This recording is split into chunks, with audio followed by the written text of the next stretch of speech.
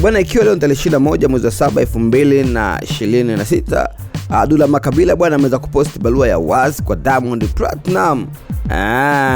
Hii ni Ropai update kutokea hapa Ropai update Ropai Online TV. Barua iliandikwa bwana, kwanza pole na majukumu ndugu yangu. Ni kipindi kirefu sana tumekaa bila kuonana, zaidi tumeonana tu mitandaoni, na katika namna ambayo sikutegemea nikajikuta nimepokea mwaliko wa birthday party ya mama yako, yani Mama Dangote.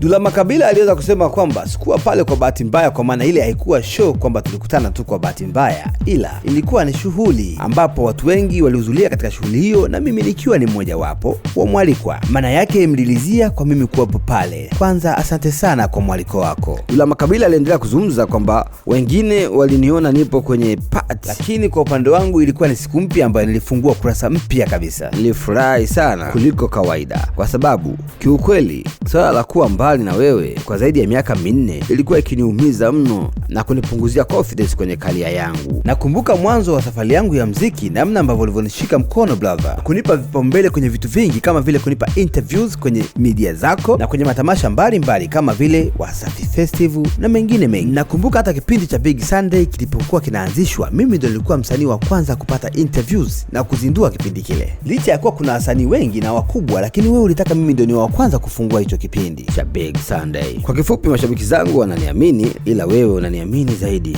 Nakumbuka nilishawahi kutaka kutolea vitu vyangu nje na mwenye nyumba wangu kwa kukosa kodi. Nikiwa sitting room kwako ukamwambia Doni Fungwe, akanipa milioni 5, na baada ya wiki moja mbele ukanipa show bwana ya Wasafi Festival. Nilihisi kama vile utanikata ile pesa ulionipa ya kodi, lakini haikuwa hivyo bwana. Nilipomaliza show ukanipa na pesa nyingine mbele ya Lichi Domomo. Nakumbuka hata ndo yangu ya kwanza niliyomwali Hama, ilipofika tarehe ya sherehe uligaramia kila kitu, kuanzia ukumbi, mapambo, vinywaji, chakula, mziki, yani kiufupi ni kila kitu.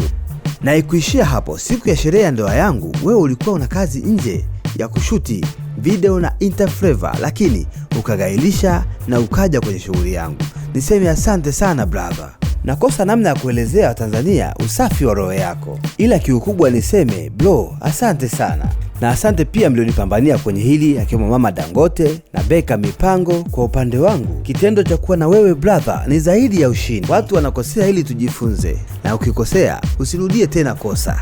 Baada ya hapo akamtagi Diamond Platinum, na Diamond Platinum bwana akaandika hivi kwenye ukurasa wake wa Instagram: pamoja sana Makabila, sisi ni familia na siku zote tutabakia kuwa familia. Mwenyezi Mungu atuongezee baraka kwanza, kazi na maisha yetu. Diamond Platinum ndivyo alivyoandika hivyo. Dula Makabila naye akajibu kwamba big up sana kwa moyo wako mzuri, Mungu akubariki sana. Comments zikawa nyingi sana kwa pale chini, lakini kuna comment moja ya Suma Mnazaleti aliyoweza kuandika: binamu, kukumbuka wema uliofanyiwa na mtu, hiyo ni ishara ya kujitambua, usirudie tena.